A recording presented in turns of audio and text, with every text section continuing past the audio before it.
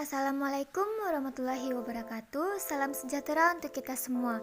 Puji syukur atas kehadiran Allah Subhanahu wa Ta'ala, karena atas berkat dan hidayahnya pada hari ini Selasa 22 Juni 2021, saya dapat mempresentasikan proposal penelitian saya yang berjudul Pengaruh Penggunaan Gadget Terhadap Minat Baca Murid Kelas 5 SD 03 Buayan. Yang terhormat Ibu Yani Hayati sebagai pembimbing pertama dan Ibu Dewi Anggreni sebagai dosen pembimbing kedua. Terima kasih saya ucapkan kepada Ibu Yani dan Ibu Dewi yang telah meluangkan waktu untuk membimbing saya. Baiklah, sebelum lanjut, izinkan saya memperkenalkan diri saya terlebih dahulu. Perkenalkan, nama saya Nadia Erwani Fazri, NIM 1823494 dari Prodi S1 Perpustakaan dan Ilmu Informasi. Adapun pokok bahasan dalam presentasi ini yaitu bab 1 pendahuluan yang membahas mengenai latar belakang, identifikasi masalah, batasan masalah, rumusan masalah, asumsi penelitian, tujuan penelitian, manfaat penelitian, dan batasan istilah. Pada bab 2 kajian pustaka membahas mengenai landasan teori, penelitian yang relevan, kerangka konseptual, dan hipotesis penelitian. Sedangkan pada bab 3, metodologi penelitian yang membahas mengenai jenis penelitian, metodologi penelitian, populasi dan sampel, variabel dan data, instrumentasi, teknik penganalisisan data, dan uji persyaratan analisis. Langsung saja pada bagian pendahuluan. Peneliti dalam menulis proposal ini dilatar belakangi oleh suatu masalah, di mana generasi zaman sekarang lebih suka hal-hal yang serba instan. Kegiatan membaca buku pun sekarang sudah digantikan dengan kegiatan bermain gadget, seperti melihat Instagram, chattingan di WA, bermain game, dan lainnya. Pepatah mengatakan buku adalah gudang ilmu. Sekarang pepatah itu sudah mulai pudar, bahkan generasi zaman sekarang sangat jarang membaca buku jika tidak ada suatu kewajiban disuruh membaca. Apalagi di kalangan anak SD, jika murid sering menggunakan gadget dengan berlebihan, akan timbul masalah dalam proses pembelajarannya, terutama dalam minat baca. Terkhusus untuk pelajar, membaca dapat menunjang kegiatan di sekolah. Membaca buku pelajaran dapat menambah pengetahuan, selain yang diterangkan oleh guru. Dengan itu, lama-kelamaan maka akan tumbuh rasa ingin tahu yang tinggi, maka dengan sendirinya akan timbul suatu minat baca. Minat baca haruslah disalurkan dan diterapkan dalam keseharian, kalau tidak minat itu akan hilang. Di kalangan masyarakat saat ini, khususnya anak-anak, ada beberapa jenis gadget yang sering digunakan. Jenisnya antara lain smartphone, netbook, dan handphone. Berdasarkan penelitian sebelumnya, menyatakan bahwa gadget berpengaruh dalam prestasi siswa, di mana gadget digunakan bukan hanya untuk belajar, melainkan memainkan media sosial yang bisa mengganggu proses belajar. Keadaan seperti ini tidak bisa dibiarkan. Harus segera dilakukan tindakan agar proses dalam pembelajaran dapat berjalan secara optimal. Karena itu, peneliti tertarik melakukan penelitian ilmiah mengenai pengaruh gadget terhadap minat baca murid kelas 5 SD 03 Buayan. Identifikasi masalah pada penelitian ini adalah yang pertama, penggunaan gadget yang berlebihan di kalangan anak. Kedua, kurangnya minat baca pada anak. Dan yang terakhir adalah anak yang terlalu dibebaskan bermain gadget. Peneliti juga melakukan batasan terhadap variabel penelitian, yaitu smartphone yang terhubung dengan internet. Peneliti juga membuat rumusan masalah, yaitu apa pengaruh penggunaan gadget terhadap minat baca murid kelas 5 SD 03 Buayan. Asumsi dari peneliti, yang pertama yaitu minat baca yang tinggi akan membantu murid untuk melakukan pembelajaran dengan baik, dan yang kedua, kemajuan teknologi seperti penggunaan smartphone dapat dimanfaatkan sebagai proses belajar. Adapun tujuan dari penelitian ini adalah untuk mengetahui apa hubungan penggunaan gadget terhadap minat baca murid kelas 5 SD 03 Buayan. Adapun manfaat yang diharapkan dalam penelitian ini yaitu penelitian ini bisa dijadikan referensi untuk penelitian selanjutnya. Yang kedua, untuk membangun wawasan penulis dalam mengembangkan akademis penelitian. Dan yang ketiga, dapat dijadikan sebagai masukan bagi orang tua dan para guru murid kelas 5 SD 03 Buayan. Selanjutnya, batasan istilah pada penelitian ini yaitu yang pertama, membaca adalah suatu proses yang dilakukan serta digunakan oleh pembaca untuk memperoleh pesan yang disampaikan penulis melalui media kata-kata atau bahasa tulis. Yang kedua, minat adalah kecenderungan yang menetap untuk memperhatikan dan mengenang beberapa aktivitas. Yang ketiga, smartphone adalah telepon seluler dengan mikroprosesor, memori, layar, dan modem bawaan. Smartphone merupakan ponsel multimedia yang menggabungkan fungsionalitas PC dengan handset sehingga menghasilkan gadget yang mewah, di mana terdapat pesan teks, kamera, pemutar musik, video, game, dan lainnya. Bab kedua yaitu kajian pustaka. Yang pertama yaitu kajian teori.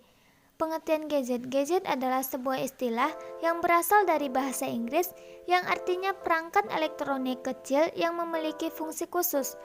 Gadget didefinisikan sebagai barang canggih yang diciptakan dengan berbagai aplikasi yang dapat menyajikan berbagai media berita, jejaring sosial, hobi, bahkan hiburan.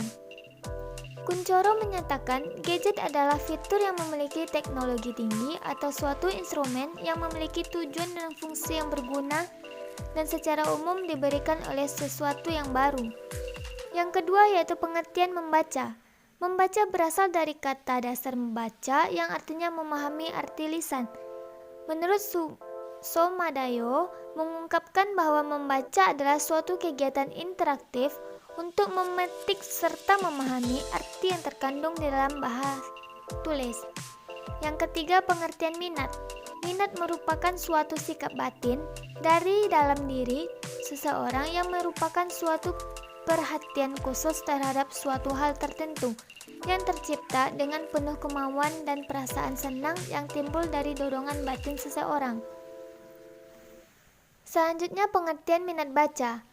Menurut Wakijo, minat baca adalah keinginan kuat untuk aktivitas membaca yang ada pada diri seseorang tanpa adanya paksaan orang lain. Upaya untuk meningkatkan minat baca. Yang pertama yaitu tanamkan gemar membaca pada diri sendiri. Biasanya, setiap hari membaca buku minimal beberapa halaman, senangi dan sukai apa yang dibaca, membaca secara rutin dan tidak adanya keterpaksaan. Yang kedua, ciptakan lingkungan ramah buku.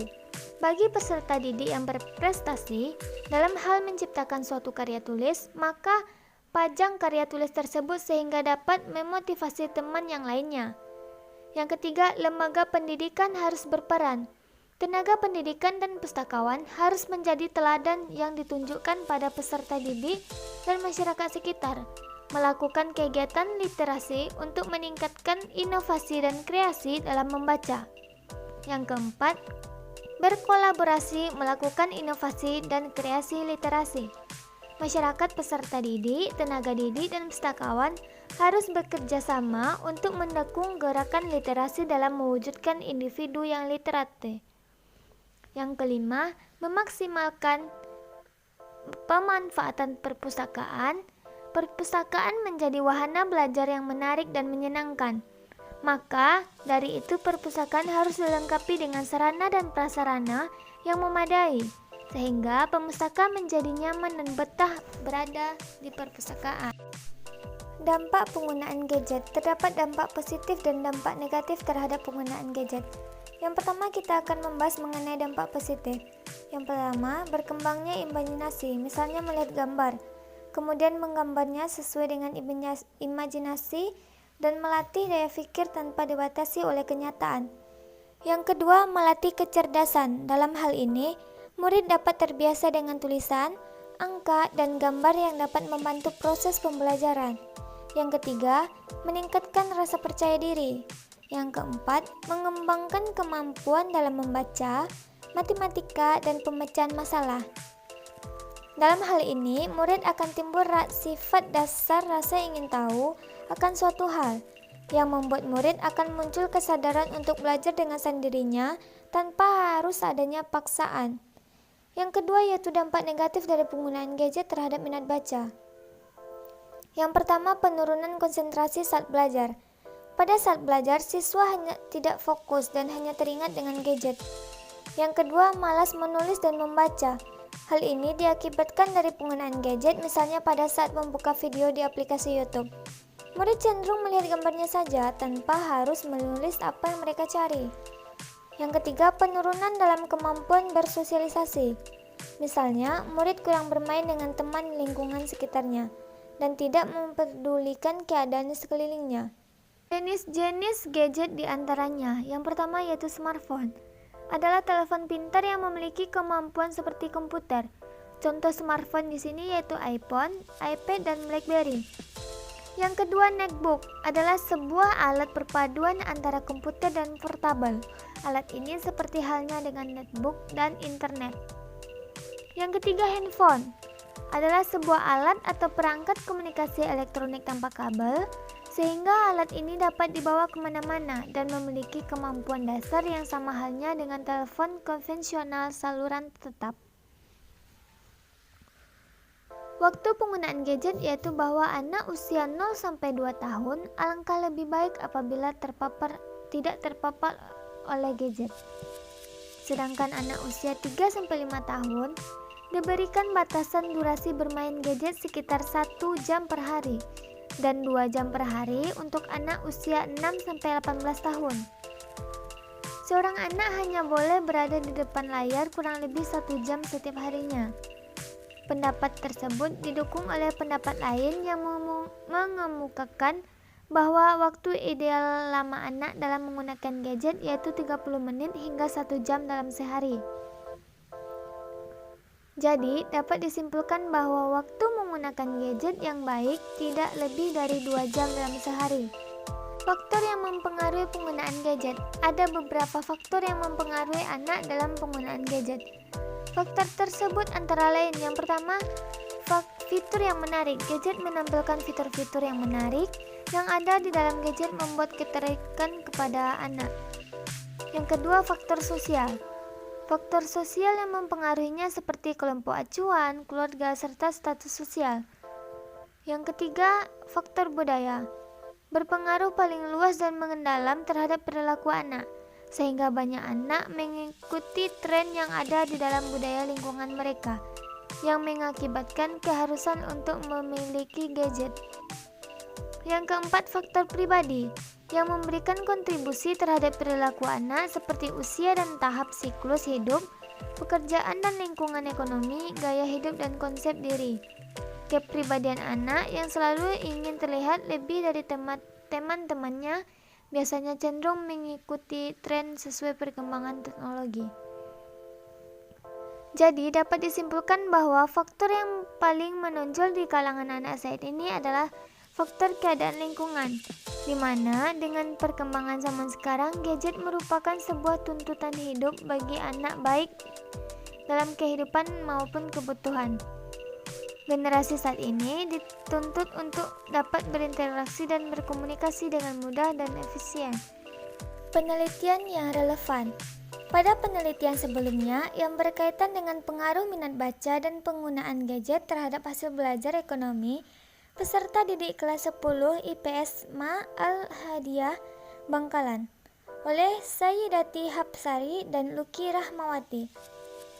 Hasil penelitian dapat disimpulkan bahwa pada uji T, minat baca secara parsial berpengaruh positif dan signifikan terhadap hasil belajar ekonomi. Sedangkan penggunaan gadget secara parsial berpengaruh tidak signifikan terhadap variabel hasil belajar ekonomi. Yang kedua yaitu berkaitan dengan pengaruh smartphone dan minat baca terhadap prestasi belajar mahasiswa oleh Branley Setiadi Sarinah. Penelitian ini bertujuan untuk mengetahui sejauh mana minat baca mahasiswa dengan memanfaatkan smartphone canggih dan bertujuan agar lebih meningkatkan prestasi belajar. Untuk kerangka konseptualnya, dapat dilihat di slide bahwa variabel X berpengaruh terhadap variabel Y. Dari kerangka konseptual di atas, peneliti dapat merumuskan ada 2 jenis hipotesis yang digunakan dalam penelitian, yaitu yang pertama menyatakan adanya hubungan antara gadget dan minat baca. Yang keduanya menyatakan ada atau tidak adanya pengaruh gadget terhadap minat baca. Selanjutnya pada bab 3 yaitu metodologi penelitian. Yang pertama yaitu membahas mengenai jenis penelitian. Penelitian ini menggunakan penelitian kuantitatif. Penelitian kuantitatif dapat diartikan sebagai penelitian yang berlandaskan pada filsafat positifisme, digunakan untuk meneliti pada populasi atau sampel tertentu. Pengumpulan data menggunakan instrumen penelitian, Analisis data bersifat kuantitatif atau statistik dengan tujuan untuk menggambarkan dan menguji hipotesis yang telah ditetapkan. Metode penelitian yang digunakan dalam penelitian ini yaitu menggunakan metode penelitian deskriptif. Penelitian deskriptif adalah jenis penelitian yang mengutamakan analisis tentang data dan fakta yang ditemukan untuk menggambarkan sifat sesuatu yang berlangsung, dengan tujuan agar objek yang dikaji dapat dibahas secara mendalam. Selanjutnya yaitu populasi dan sampel. Populasi adalah wilayah generalisasi yang terdiri atas objek atau subjek yang mempunyai kualitas dan karakteristik tertentu yang ditetapkan oleh peneliti untuk dipelajari dan kemudian ditarik kesimpulan. Populasi dalam penelitian ini adalah seluruh murid kelas 5 SD 03 Buayan yang berjumlah 22 murid. Selanjutnya sampel. Sampel adalah sebagian atau wakil populasi yang diteliti. Menurut Ari Kunto, menyatakan apabila subjeknya kurang dari 100, lebih baik diambil semua sehingga penelitiannya merupakan penelitian populasi. Selanjutnya, jika jumlah lebih dari 100 orang, maka diambil antara 10-15% atau 20-25% atau lebih. Mengingat populasi sebanyak 22 murid, maka semua murid dijadikan sampel penelitian, sehingga penelitian ini merupakan penelitian populasi. Selanjutnya, variabel dan data. Variabel penelitian adalah suatu atribut atau sifat atau nilai dari orang, objek, organisasi atau kegiatan yang mempunyai variasi tertentu yang ditetapkan oleh peneliti untuk dipelajari dan kemudian ditarik kesimpulannya. Pada penelitian ini menggunakan variabel bebas dan variabel terikat. Variabel bebas dalam penelitian ini adalah penggunaan gadget atau X, sedangkan variabel terikat adalah minat baca Y. Dalam melakukan penelitian ini, data yang diperoleh peneliti berasal dari berbagai sumber antara lain data primer berupa observasi atau kuesioner. Yang kedua, data sekunder berdasarkan literatur yang berhubungan dengan penelitian ini atau dokumentasi. Instrumen penelitian ini adalah suatu alat yang digunakan untuk mengukur fenomena alam maupun sosial yang diamati. Untuk memperoleh data tentang pengaruh penggunaan gadget terhadap minat baca murid kelas 5 SD 03 Buayan, instrumen pengumpulan data yang digunakan berupa observasi, kuesioner yang berskala Likert, dan literatur yang berhubungan dengan penelitian ini atau dokumentasi. Teknik penganalisisan data. Yang pertama yaitu observasi, yang dilakukan peneliti yaitu dengan mengadakan pengamatan langsung pada objek penelitian dan mencatat hal-hal yang mungkin berkaitan atau berhubungan dengan permasalahan yang akan dibahas secara rinci dan sistematis. Yang kedua, kuesioner merupakan teknik pengumpulan data yang dilakukan dengan cara memberi seperangkat pertanyaan atau pernyataan tertulis kepada responden untuk dijawab. Yang ketiga, dokumentasi merupakan teknik pengumpulan data dengan mencari data yang berasal dari dokumen, buku, jurnal, artikel, kamus, tesis, majalah, dan internet yang berhubungan dengan pengaruh gadget terhadap minat baca. Uji persyaratan analisis. Di sini peneliti menggunakan dua uji. Yang pertama uji validitas, yang kedua uji reliabilitas. Uji validitas instrumen adalah suatu ukuran yang menunjukkan tingkat kesahihan suatu instrumen. Instrumen yang memiliki sahih atau valid berarti memiliki validitas tinggi, demikian juga sebaliknya. Yang kedua, uji reliabilitas instrumen adalah tingkat ketepatan, ketelitian, atau keakuratan sebuah instrumen. Selanjutnya, teknik penganalisisan data. Yang pertama, analisis deskriptif untuk memberikan deskripsi mengenai variabel penelitian berdasarkan data kemudian dianalisis. Yang kedua, uji signifikasi secara parsial untuk mengetahui pengaruh penggunaan gadget terhadap minat baca murid kelas 5 SD 03 Buayan dilakukan dengan uji T atau uji secara parsial. Demikian presentasi dari saya. Terima kasih saya ucapkan kepada Ibu Yeni Hayati dan Ibu Dewi Anggraini selaku dosen pembimbing Mohon maaf apabila terdapat kesalahan dalam ucapan saya. Yang saya akhiri, Assalamualaikum warahmatullahi wabarakatuh.